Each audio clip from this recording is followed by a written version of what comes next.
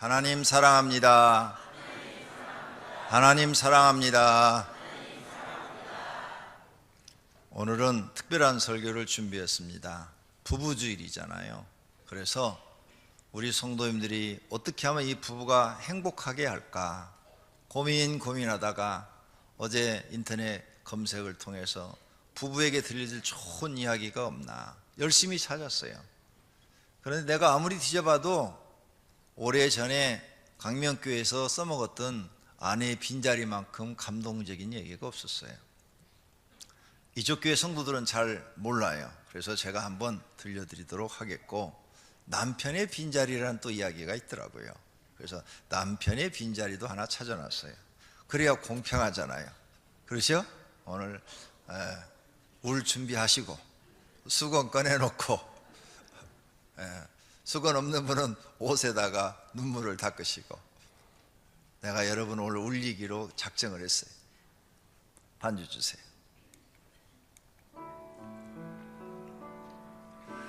아내가 어이없는 사고로 내 곁을 떠난 지 4년. 밥할 줄 모르는 아이와 남편을 두고 떠난 아내의 심정이 오죽했을까만, 난 나대로 아이에게 엄마 목까지 해주지 못하는 것이 늘 가슴 아팠다. 언젠가 출장을 떠나기에 이른 새벽 아이에게 아침밤도 챙겨주지 못하고 서둘러 집을 나선 적이 있다. 전날 먹다 남은 밥이 조금은 있기에 계란찜을 얼른 데워놓고 잠이 덜 깬 아이에게 대충 설명하고 출장지로 내려갔다. 전화로 아이의 아침을 챙기느라 제대로 일도 못했다. 그날 저녁 집에 돌아온 나는 아이와 간단한 인사를 나눈 뒤 피곤한 몸에 저녁밥 걱정은 뒤로 한 채 방으로 들어와 양복을 벗어 던지고 침대에 몸을 던졌다. 그 순간 푹 소리를 내며 빨간 양념국과 라면 가락이 침대보와 이불에 퍼지는 게 아닌가. 뜨거운 컵라면이 이불 속에 있었던 것이다. 도대체 이 녀석이? 나는 옷걸이를 들고 달려가 장난감을 갖고 노는 아이의 등과 엉덩이를 마구 때렸다. 왜 아빠를 속상하게 해? 이불은 누가 빨라고 장난을 쳐? 장난을! 화가 난 나는 때리는 것을 멈추지 않았다. 그때 아들의 울음 섞인 몇 마디가 나의 매든 손을 멈추게 했다. 아들의 이야기는 밥솥에 있던 밥은 아침에 먹었고 점심은 유치원에서 먹었는데 저녁 때가 되어도 아빠가 오시질 않아 싱크대 서랍에 있던 컵라면을 찾아 끓여 먹었다는 것이다. 가스렌지를 만지면 안 된다는 아빠의 말이 생각나서 보일러 온도를 목욕으로 누른 후 데워진 물로 라면을 끓여 하나는 자기가 먹고 하나는 이불 속에 넣어 두었다는 것이다. 아빠가 드실 라면이 식지 않게 하려고 친구에게 빌린 장난감 때문에 아빠에게 이 얘기하는 걸 깜빡 잊었어요. 잘못했어요. 아들 앞에서 눈물을 보이는 것이 싫어 화장실로 뛰어 들어간 나는 수돗문을 크게 틀어놓고 엉엉 소리내어 울었다. 한참 그러다가 정신을 차리고 나와서 우는 아이를 달래 약을 발라주고 잠을 채웠다. 라면 국물에 더러워진 침대보와 이불을 치우고 아이 방을 열어보니 얼마나 아팠던지 자면서도 흐느끼고 있지 않는가. 녀석의 손에는 엄마의 사진이 있었다. 나는 그저 오랫동안 머리를 박고 서 있었다. 1년 전 아이와 그 일이 있은 후 난 나대로 아이에게 엄마 못까지 하느라 신경을 많이 썼다. 아이는 이제 7살, 얼마 후면 유치원을 졸업하고 학교에 간다. 다행히 아이는 티 없이 맑게 커가는 것 같은데, 그런데 얼마 전 아이에게 또 한 차례 매를 들었다. 유치원에서 전화가 왔는데 아이가 유치원에 오지 않았다는 것이다. 너무나 떨리는 마음에 조퇴하고 돌아와 여기저기 찾아봤지만 아이의 모습은 보이지 않았다. 온 동네가 떠나갈 정도로 이름을 부르며 애타게 찾다가 동네 문방구 오락기 앞에서 아이를 만났다. 너무나 화가 나서 나는 아이를 때렸다. 그런데 아이는 한마디의 변명도 않고 잘못했다고만 했다. 나중에 한 사실이지만 그날은 유치원에서 엄마들을 모시고 재롱잔치를 하는 날이었다. 그 일이 있고 며칠 후 아이는 유치원에서 글을 배웠다며 자기 방에서 꼼짝 않고 글 쓰는 일에 열심이었다. 그 모습을 내려다보며 하늘에서 아내가 미소 짓고 있을 생각을 하니 나는 또 눈물을 참을 수가 없었다. 그렇게 1년 정도의 시간이 흘러 겨울이 되었다.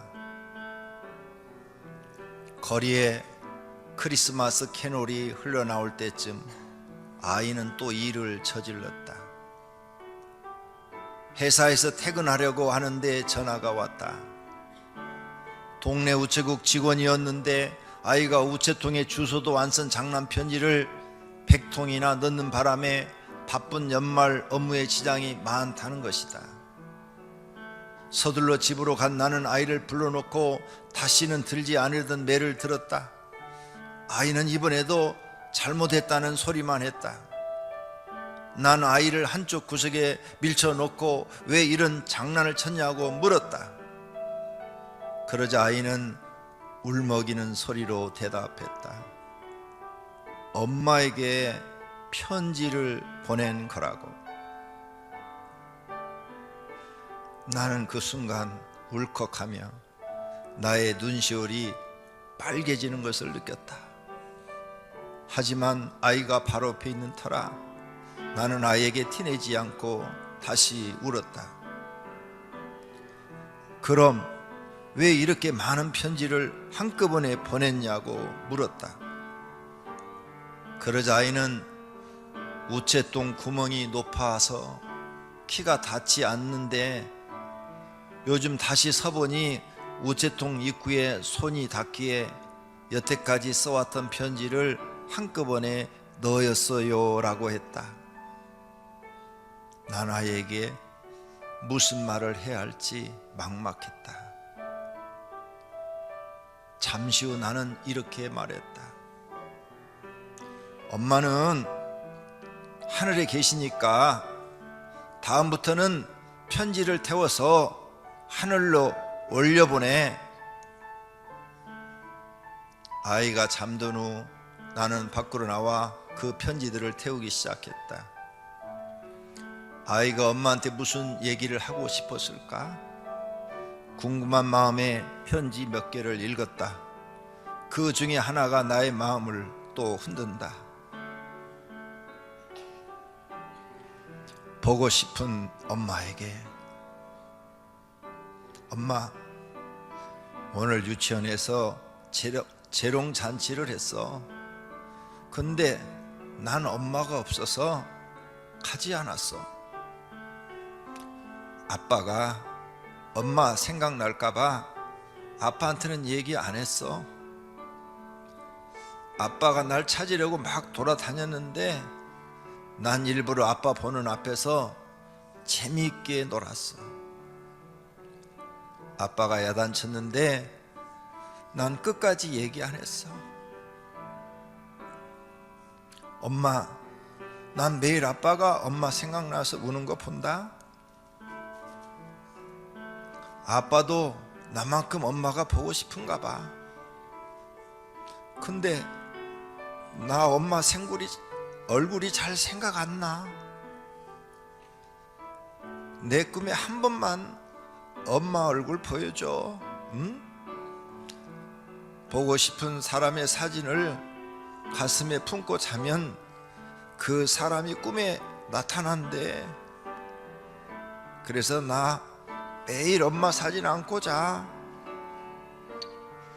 그런데 왜 엄마 안 나타나? 그 편지를 읽고 나는 또 엉엉 울었다. 도대체 아내의 빈자리는 언제 채워질까?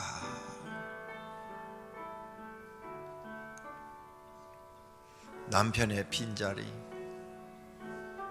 얼마 전 남편을 하늘나라로 보냈습니다.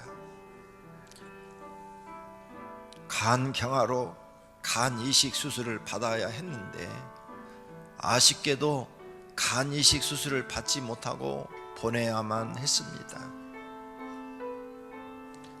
아빠를 위해 딸이 기증했다는 인터넷 뉴스를 보며 눈물이 나는 걸 겨우 참았습니다. 남편도 간 이식 수술을 하면 95% 정상인처럼 생활을 할 수 있다고 의사 선생님께서 말씀하셨는데 저는 간이 맞지 않아서 못 드렸습니다. 교환 이식을 준비했지만 그 시간을 기다리지 못해 남편을 간 이식 수술을 해주지 못했습니다. 잠든 두 딸아이를 보면서 남편은 아이들 생각에 어떻게 눈을 감았을지, 그 심정이 어떠했을지 정말 가슴이 아픕니다. 이제 초등학교 1학년, 2학년인 딸들은 아직 아빠의 빈자리를 많이 느끼지 못하고 생활하고 있지만 점점 자라면서 느끼게 될 아빠의 빈자리를 제가 어떻게 채워주면서 살아야 할지 막막합니다. 보일러 온도를 아무리 높이 올려도, 그래서 바닥이 뜨거워도 제 가슴은 시리고 아픕니다. 시베리아 벌판에 서 있는 사람처럼 춥고 싫고 아픕니다. 가슴 한 곳에 커다란 구멍이 나서 차디찬 바람이 마구 들어오는 듯한 느낌이 듭니다. 커다란 침대에 혼자 누워 있으면 남편의 온기가 없어서 너무나도 추워 새우잠을 자고 일어나면 온몸이 다 쑤시고 아픕니다. 하루하루가 지나가면 갈수록 남편이 너무나도 보고 싶습니다.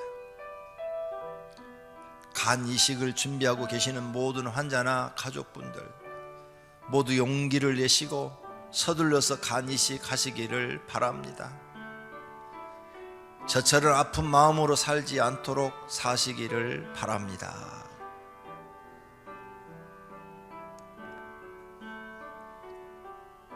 우리가 사는 세대는 부부 문제가 많이 발생합니다.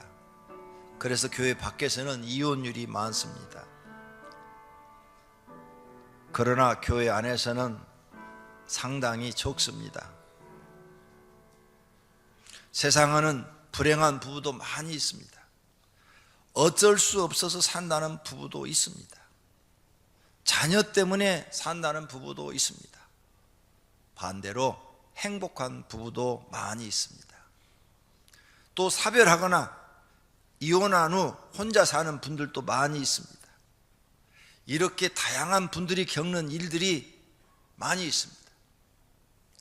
부부는 살아있을 때 잘해야 합니다. 한쪽이 죽으면 할 수 없기 때문입니다. 사랑만 하고 살아도 잠깐인 세상입니다. 그런데 미워하며 산다면 아까운 시간을 버리는 것입니다. 힘들고 아픈 것들을 잊어버리시고 사랑만 하고 사시기를 바랍니다. 배우자가 죽고 나면 모두 후회할 일입니다. 그러므로 미운 감정, 싫은 것, 힘든 것, 고생스러운 것 다 잊어버리고 다 이해하고 용서하고 남은 생에 여러분 사랑만 해도 모자라는 시간입니다. 앞으로 사시면 얼마나 사시겠습니까? 이 육신이 있는 한 우리는 다 죽습니다. 두 사람 중 한 사람이 먼저 갑니다. 그러고 나면 여러분은 다 후회할 일들입니다. 먼 미래를 바라보십시오. 후회하지 말고 마음에 안 들어도 내가 싫어하는 일을 해도 다 참으십시오. 말하지 말고 다 참고 이해하고 사랑만 하십시오. 사랑만 하고 살아도 상대방이 죽고 나면 후회합니다. 미워한 사람은 더 많이 후회합니다. 제가 옛날에 부교육자 때 같은 동료가 젊은 사람이 병으로 죽었습니다. 아이가 둘 있는데 죽었어요. 그래서 한양대학병원에 갔어요. 갔더니 그 죽은 시체를 붙잡고 그 부인이 엉엉 우는데 옆에서 볼 수가 없더라고요. 교육자, 전도사 부인인데 이제 앞으로 살아갈 길이 막막한 거죠. 애들하고 나만 놔두고 가면 어떻게 하냐고, 나는 어떻게 살라고 먼저 가느냐고 하면서 우는데 볼 수가 없더라고요. 다 죽고 나면 여러분 후회합니다. 그러므로 후회할 일을 만들지 마시기를 바랍니다. 그렇다면 어떻게 하면 부부가 행복하게 살 수 있을까? 매우 어려운 문제풀이입니다. 여기에 최선의 답은 성경대로 살려고 노력하는 것입니다. 하나님이 부부를 만드신 목적이 있어요. 부부를 만드신 목적대로 살면 됩니다. 그럼 부부의 관계는 어떤 관계인가요? 서로 사랑하는 관계, 사랑받으려는 관계, 서로 돕는 관계, 하나님을 경외하는 관계, 어느 것이 정답일까요? 세상 사람들은 결혼을 왜 하느냐, 왜 부부가 되느냐, 서로 사랑하기 위해서 결혼한다고 그럽니다. 이기적인 사람들은 결혼을 왜 하느냐, 사랑받으려고 이렇게 말을 합니다. 여러분은 그동안 성경을 많이 배워서 부부가 왜 부부가 되느냐, 서로 도우려고 돕는 관계로 부부가 되려고 한다고 할 것입니다. 그런데 다 틀렸습니다. 부부는 하나님을 경외하기 위해서 부부가 되는 것입니다. 이게 성경의 정답입니다. 신명기 4장 10절에 내가 호렙산에서 내 하나님 여호와 앞에 섰던 날에 여호와께서 내게 이르시기를 나에게 백성을 모으라. 내가 그들에게 내 말을 들려주어 그들이 이 세상에 사는 날 동안 나를 경외함을 배우게 하며 그 자녀에게 가르치게 하리라. 하나님이 직접 지금 모세에게 말씀합니다. 내가 그들에게 내 말을 들려주어 그들이 이 세상 사는 날 동안 하나님을 경외하는 것을 배우게 한다. 피조물은 하나님을 경외하기 위해서 만들어진 겁니다. 사람도 하나님을 경외하기 위해서 만든 거예요. 우리가 하나님이 부부로 만드시고 가정을 만들어 주신 것도 하나님을 경외하라고 만드신 것입니다. 하나님을 경외하지 않으면 그래서 영벌을 내리시는 것입니다. 그러나 하나님을 경외하면 영생을 얻어서 부부가 서로 영원토록 사랑하며 살 수 있게 하시는 것입니다. 그러므로 부부는 첫 번째 목적이 하나님을 경외하는 것입니다. 그리고 둘째가 서로 돕는 것입니다. 이렇게 사는 것이 하나님의 뜻입니다. 서로 도와야 그 돕는 것이 사랑인 것입니다. 말로 사랑하는 거 아무 소용없어요. 내가 남을 도와줘야 받는 사람이 있는 거죠. 받는 사람이 있어야 그 사람이 사랑을 받는 거예요. 그런데 하나도 도와주지도 않고 말로만 나는 당신을 사랑한다고 얘기를 하면 그건 거짓말하는 것입니다. 배우자를 도와주는 거예요. 배우자를 편하게 하는 거예요. 배우자를 행복하게 해주는 거예요. 그게 행복하게 해주는 것입니다. 우리가 인생을 어떻게 살아야 할지 모를 때 하나님의 말씀이 우리 인생의 길입니다. 예수님이 말씀했어요. 내가 곧 길이요 진리요 생명이니. 내가 곧 길이요 진리요. 예수님이 우리 길입니다. 어떻게 세상을 내가 살아야지? 부부간에 어떻게 살아야지? 우리가 가족을 어떻게 꾸며야 되지? 이 세상 철학을 가지고 꾸미는 게 아니라 하나님 말씀대로 꾸미면 그게 진리요, 거기에 생명이 있고 거기에 바른 길, 인생의 바른 길을 가르쳐 주는 것입니다. 그래서 하나님 말씀대로 살면 사람이 행복하게 되는 거예요. 부부가 어떻게 살아야 행복할까? 하나님 말씀대로 살아야 행복해지는 것입니다. 부부가 행복하려면 성경은 의무를 다하라고 합니다. 남편은 그 아내에 대한 의무를 다하고 아내도 그 남편에게 그렇게 할지라 그럽니다. 의무를 다하는 부부가 되어야 합니다. 그 다음에 권리를 주장하는 겁니다. 내가 할 일은 하나도 안 하고 권리만 주장하면 안 됩니다. 어떤 남편들은 술과 방탕한 생활을 보내고 아내에게 폭행을 하고 폭언을 합니다. 생활비도 안 갖다 줍니다.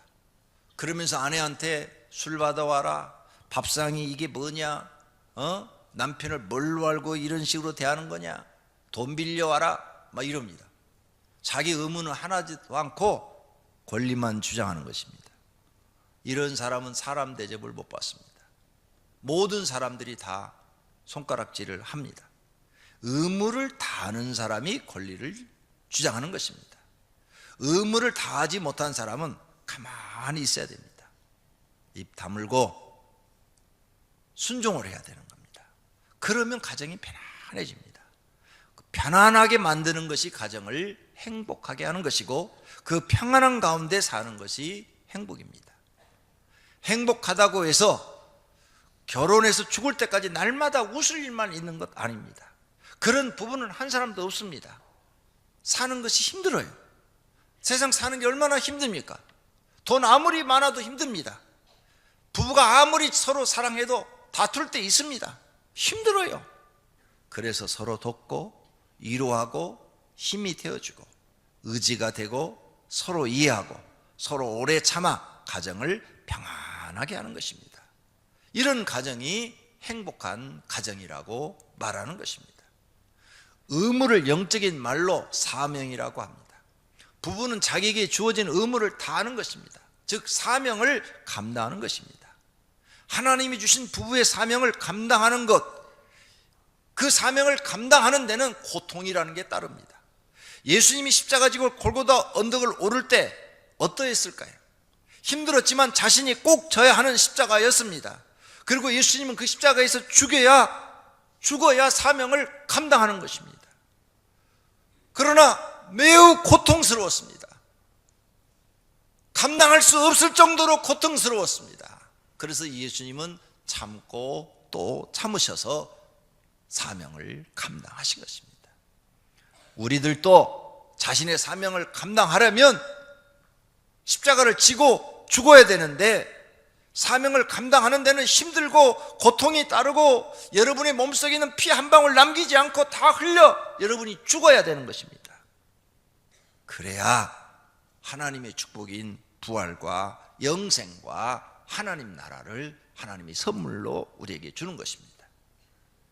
이걸 받는 사람은 복 있는 사람이죠. 이런 하나님으로부터 복을 받는 사람은 최고의 상급을 받는 것입니다. 이러한 상급을 받으려면 남편으로 의무를 다해야 됩니다. 아내로 의무를 다해야 됩니다. 자신이 희생해서라도 의무를 다해야 이러한 상급과 복을 받는 것입니다. 예수님처럼 자기 몸을 다 주어야 됩니다. 자신을 주는 것이 가정의 행복을 만드는 것입니다. 자신을 주는 것이 자신을 죽이는 겁니다. 그래서 어떤 아내는 남편도 마음에 안 들고 하지만 자기를 일생을 희생해서 남편과 아이들을 위해서 희생하고 죽는 분이 계시지 않습니까? 그럴 때 그 자녀들이 자기 어머니의 그 희생을 기억하고 눈물을 흘리고 감사하지 않습니까? 이렇게 자기를 희생하고 예수님처럼 주는 것이 사명을 감당하는 것입니다. 우리가 매 주일마다 따라서 합니다. 내가 죽어야 가정이 행복하다. 이렇게 여러분 따라서 하시는데 소수만 죽고 나머지는 안 죽고 팔팔 살아 있습니다. 그래서 여러분 가정은 불행하다는 소리가 나오는 것입니다. 여러분 하나만 죽으면 여러 사람들이 행복해지는데 여러분이 안 죽으니까 여러분 가정이 불행하다는 소리가 나오는 것입니다. 예수님이 말씀합니다. 아무든지, 여기 그랬죠. 아무든지 누구든지 나를 따라오려거든 자기를 부인하고 날마다 자기에게 주어진 이 고통과 사명을 짊어지고 나를 따르라, 이렇게 말씀하시는 겁니다. 그래서 예수 믿는 사람들은 이제 고통, 자기 사명을 집어 던지는 사람이 아니라 그 고통을 짊어지고 예수님 뒤를 따라가 죽으러 가는 것입니다.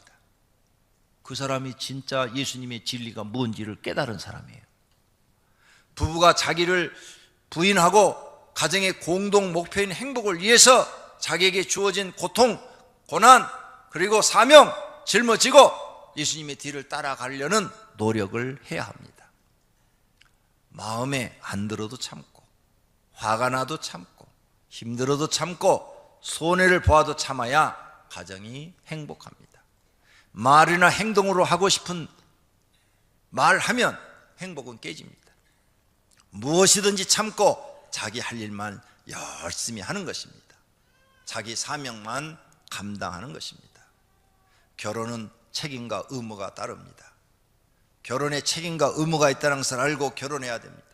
결혼했으니까 가정을 책임져야 합니다. 결혼했으니까 부부의 의무를 다해야 됩니다. 결혼 전에는 없던 일이에요. 전혀 총각 때는 모르는 일이에요. 그러나 결혼함과 동시에 모든 사람에게는 의무와 책임이 주어지는 것입니다. 그래서 이걸 모르고 결혼하는 사람들이 후회를 하죠. 그러나 늦었어요. 결혼했으니까 이제 배워서라도 자기에게 주어진 의무와 책임을 다 해야 하는 것입니다.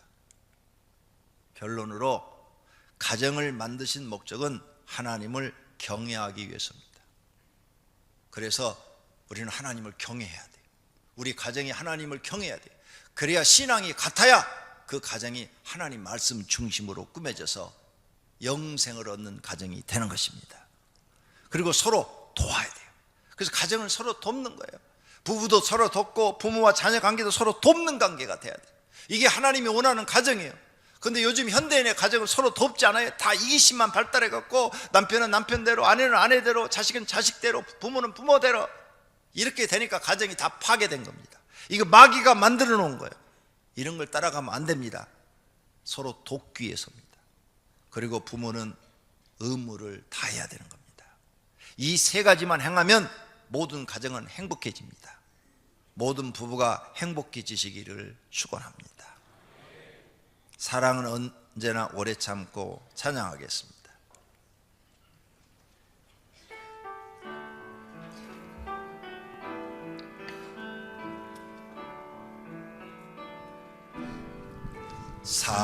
사랑은 언제나 오래 참고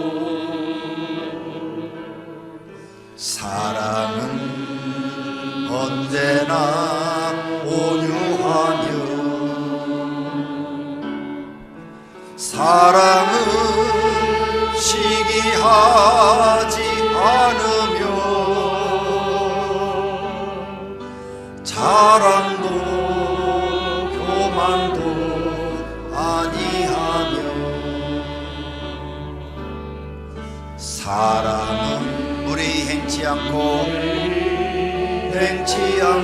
자기의 유익을 구하지 않고 자기의 유익을 구치 않고 사랑은 성내지 아니하며 사랑은 성내지 아니하며 진리와 함께 기뻐하네 진리와 함께 기뻐하네 사랑은 모든 것 감싸주고 사랑은 모든 것 감싸주고 바라고 믿고 참아내며 바라고 믿고 참아내며 사랑은 영원토록 변함없네.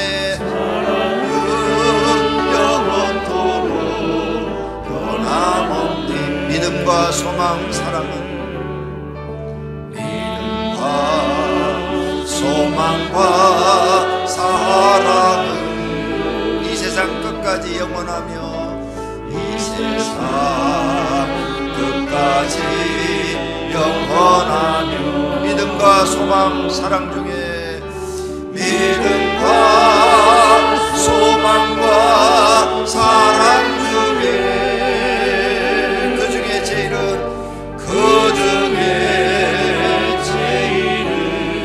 사랑이 그 중에 제일은 사랑이라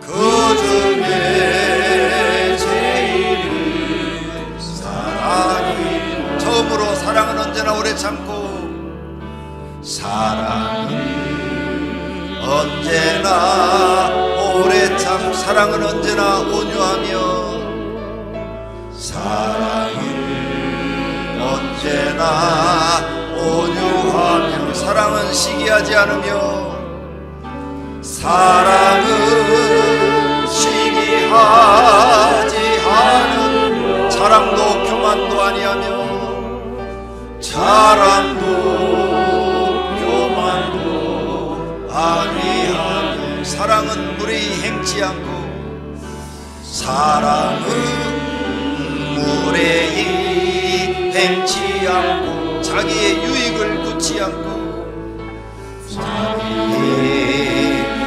유익을 굳지 않고 사랑은 성내지 아니하며 사랑은 성내지 아니하며 진리와 함께 기뻐하며 진리와 함께 기뻐하네 사랑은 모든 것 감싸주고 사랑은 모든 것 감싸주고 바라고 믿고 참아내며 바라고 믿고 참아내며 사랑은 영원토록 변함없네 사랑은 영원토록 변함없네 믿음과 소망과 사랑은 믿음과 소망과 사랑은 이 세상 끝까지 영원하며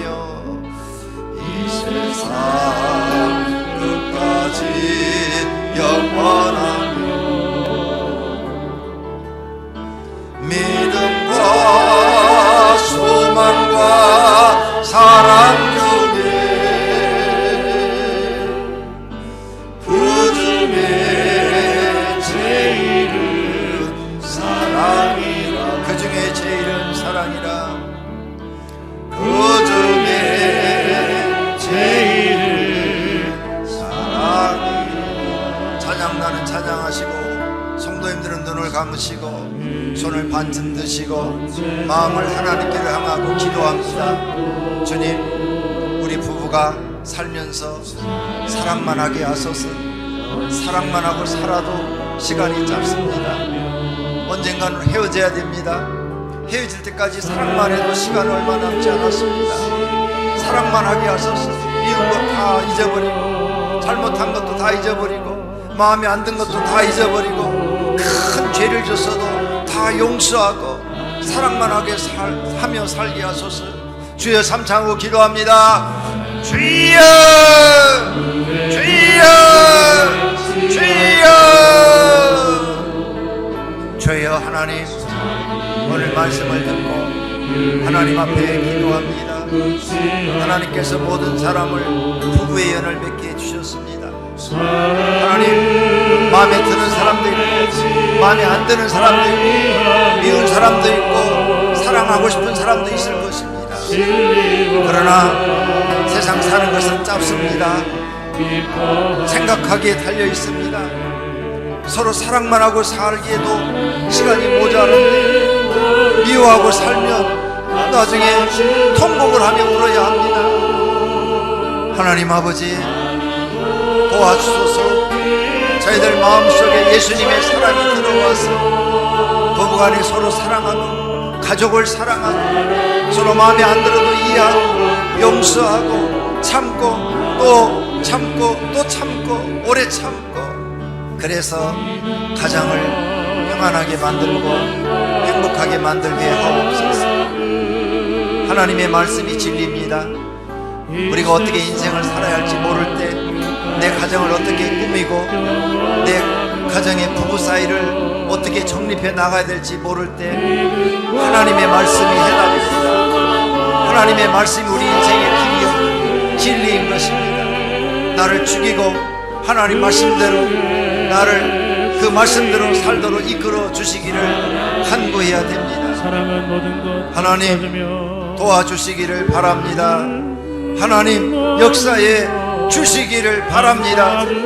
하나님 은혜를 베풀어 주셔서 오늘 말씀을 들은 귀한 분들이 모두가 다 하나님의 은혜를 깨닫고 그 말씀대로 하나님 말씀대로 살고자 하는 결심을 하는 시간이 되게 하소서.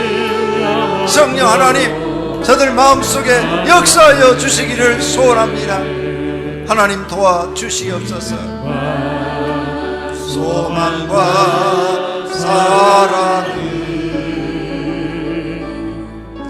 이 세상 끝까지 영원하며 믿음과 소망과 사랑 중에 그 중에 제일은 사랑이라. 그 중에 제일은 사랑이라. 한 번 더. 사랑은 언제나 오래 참고 사랑은 언제나 오래 참고 사랑은 언제나 온유하며 사랑은 시기하지 않으며 사랑은 시기하지 않으며 자랑도 교만도 아니하며 자랑도 교만도 아니하며 사랑은 이 행치 않고 자기의 유익을 묻지 않고 자기의 유익을 묻지 않고 사랑은 성내지 아니하며 사랑은 성내지 아니하며 진리와 함께 기뻐하네. 진리와 함께 기뻐하네. 사랑은 모든 것 감싸주고 사랑은 모든 것 감싸주고 바라고 믿고 참아내며 사랑은 영원토록 변함없니. 믿음과 소망과 사랑은 믿음과 소망과 사랑은 이 세상 끝까지 이 세상 끝까지 영원하며 믿음과 소망과 사랑 중에 믿음과 소망과 사랑 중에 그 중에 제일은 사랑이라. 그 중에 제일은 사랑이라. 그 중에